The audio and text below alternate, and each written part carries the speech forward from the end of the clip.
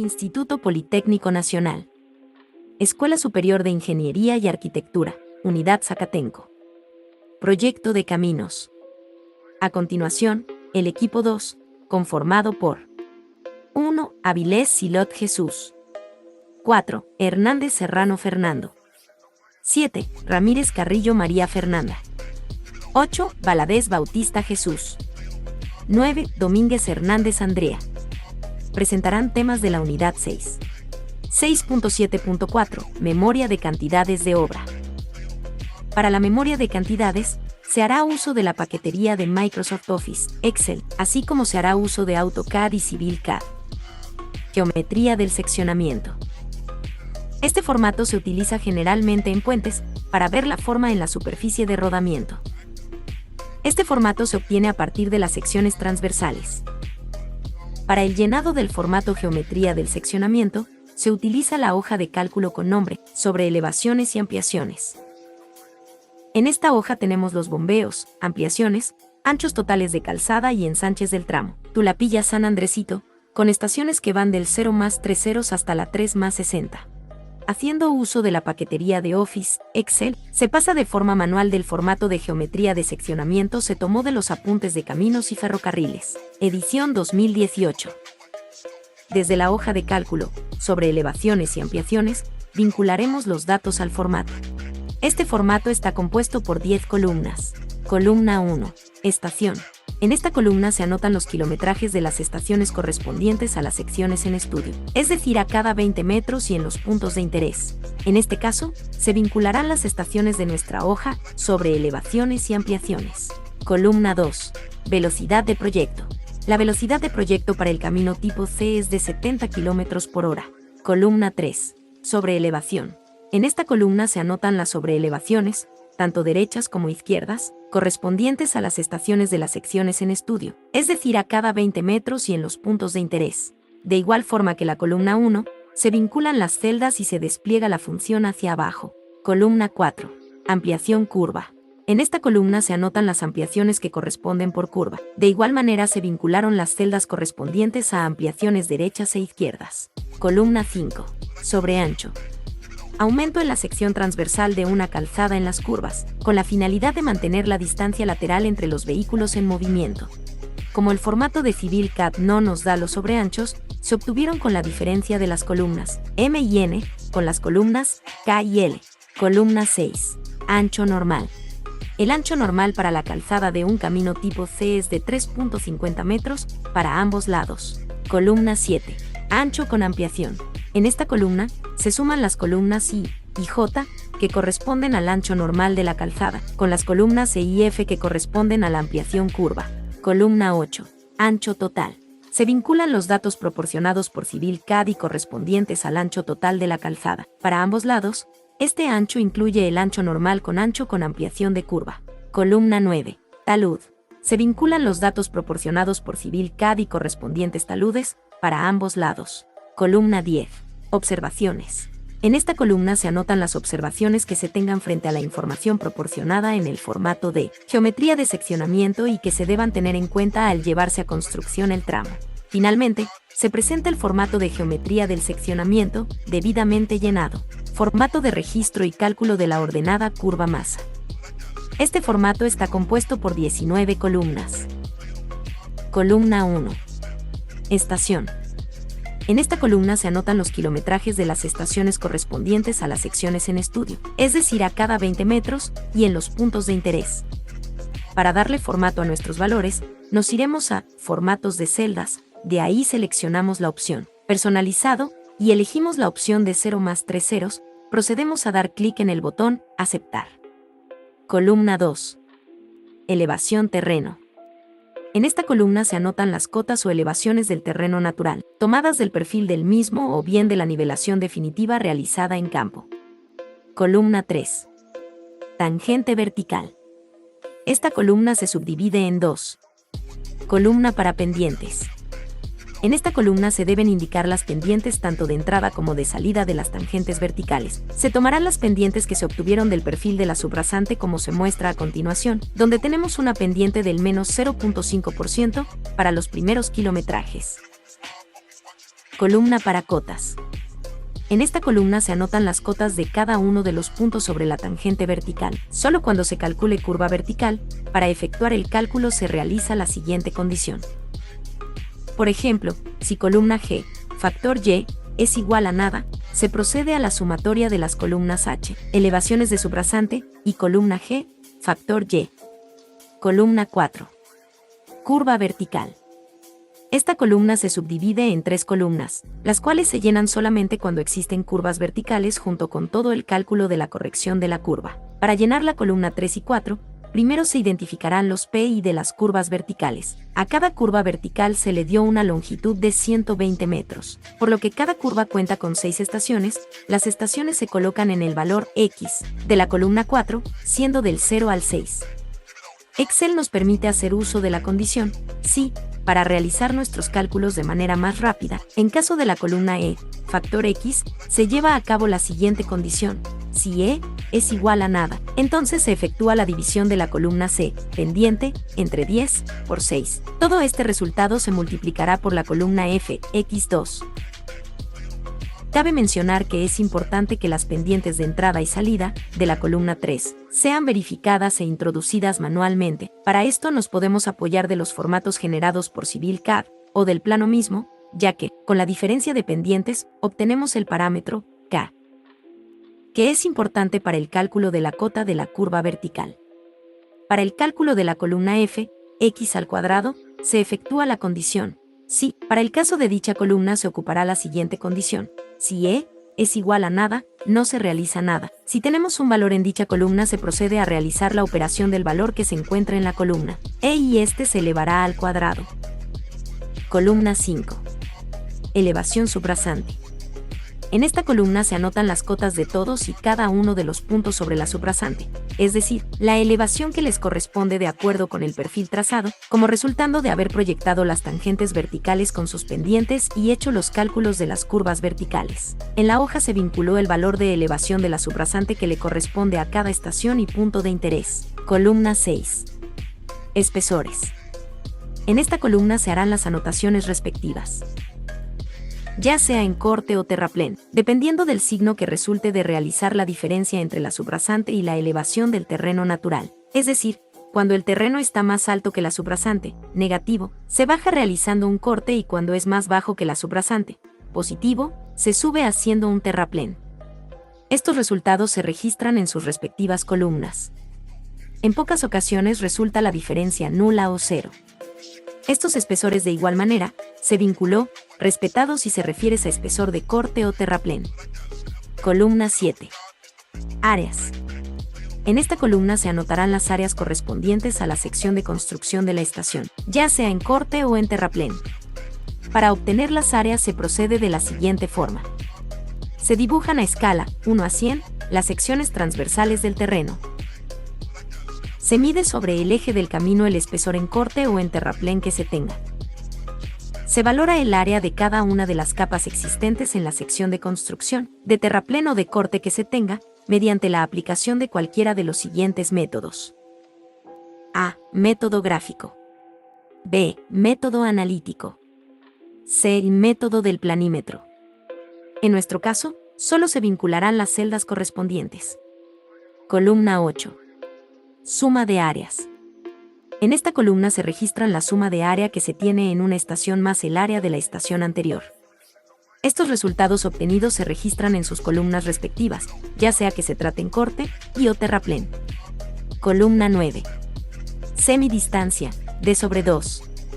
En esta columna se anotará la semidistancia entre dos secciones de estudio consecutivas. Columna 10. Volumen. En esta columna se registran los volúmenes ya sea en corte o en terraplén, mismos que se obtienen de la forma siguiente. Volumen es igual a la multiplicación de la columna 8 por la columna 9. El resultado obtenido se registra en su respectiva columna, ya sea que se trate de corte y o terraplén. Columna 11. Coeficiente de variabilidad volumétrica.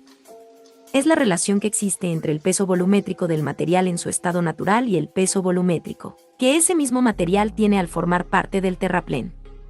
Este coeficiente se aplica al volumen del material en su estado natural para obtener su volumen en el terraplén. Este coeficiente es establecido por el Laboratorio de Mecánica de Suelos para cada zona por la que va pasando el material. El coeficiente será mayor a la unidad, cuando un metro cúbico de terraplén pueda construirse con un volumen menor de material obtenido en el corte o en el préstamo. Contrariamente, el coeficiente. Columna 12. Volúmenes abundados o reducidos. En esta columna se registran los volúmenes abundados o reducidos mediante la siguiente expresión.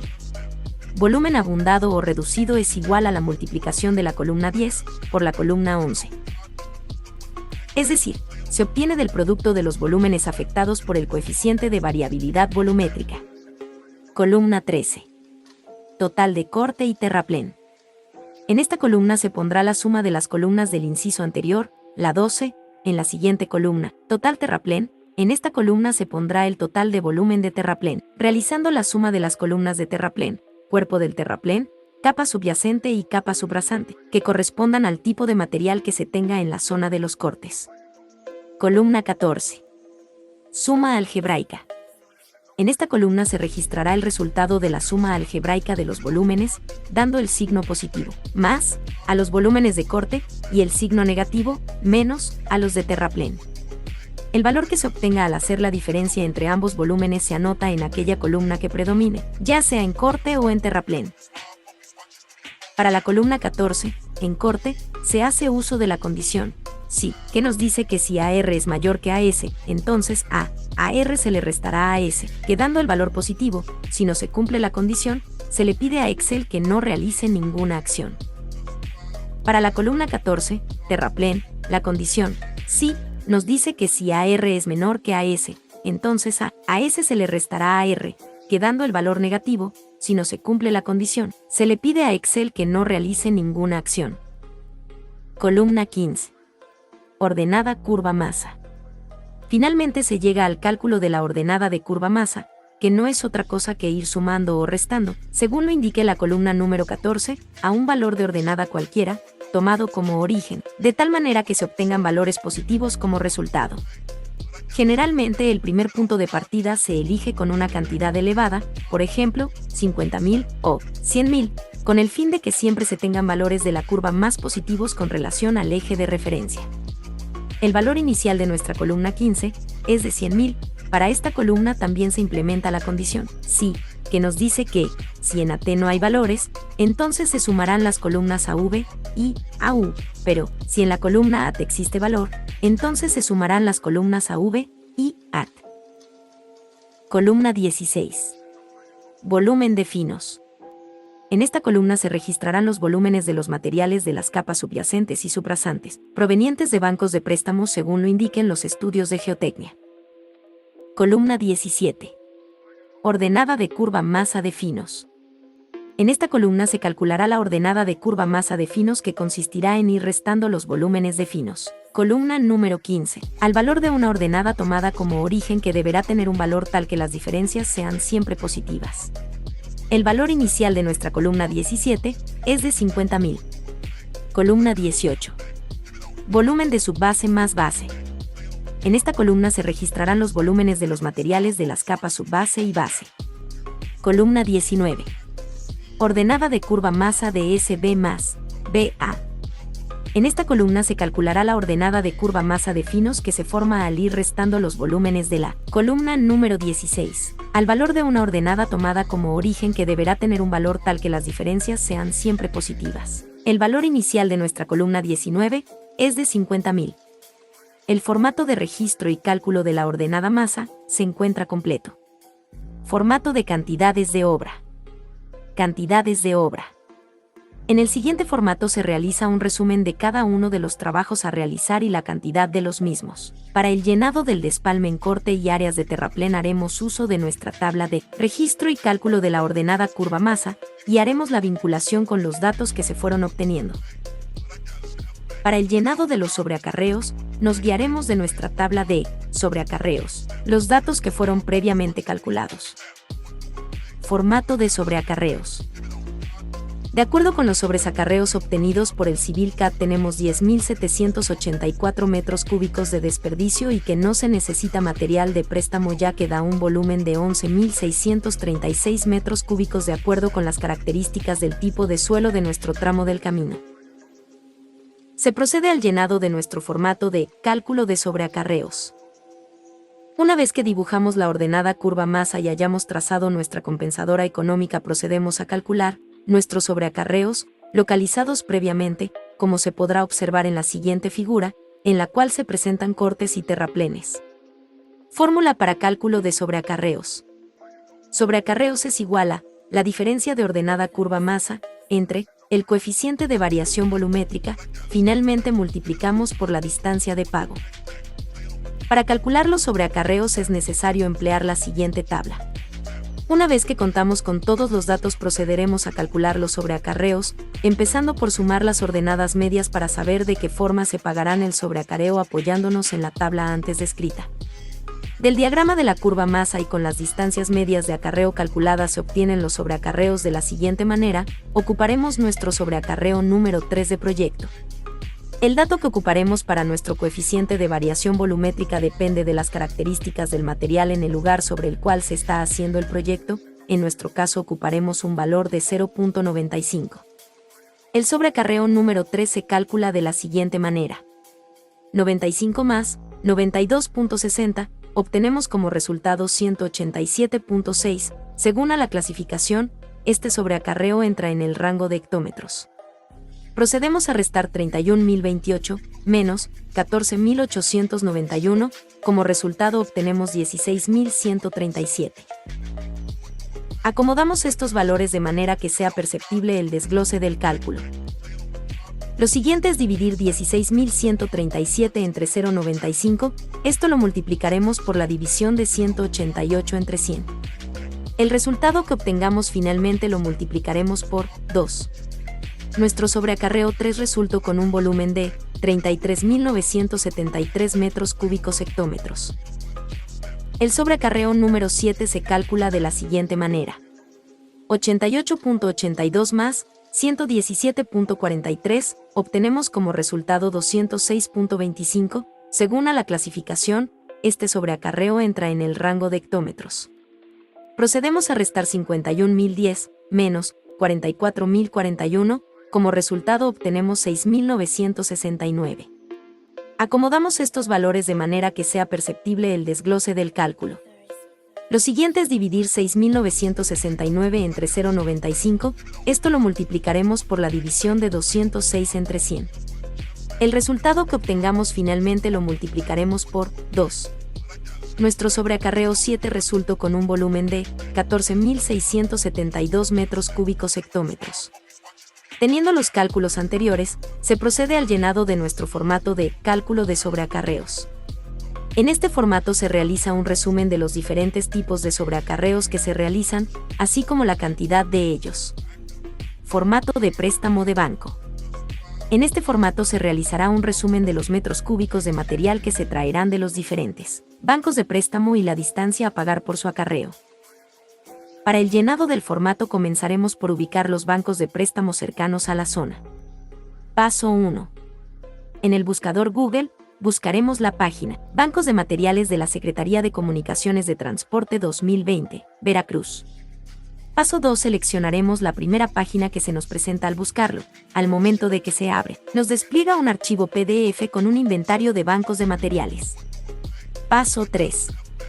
Hacemos un recorrido por los bancos que se nos presentan. Ubicaremos el banco de préstamo que esté más cercano a la zona. En el caso de nuestro proyecto vamos a seleccionar el Remolino, con datos como el kilometraje donde se localiza, su fecha de estudio, el tipo de material, su espesor de despalme, sus usos probables, aspectos económicos y sus restricciones económicas.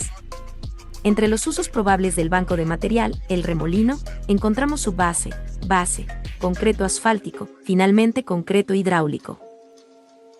Paso 4. A continuación iremos a Google Earth para realizar un reconocimiento de la trayectoria que presenta, del lugar del banco de material al sitio de proyecto. Comenzaremos colocando nuestras coordenadas. Paso 5.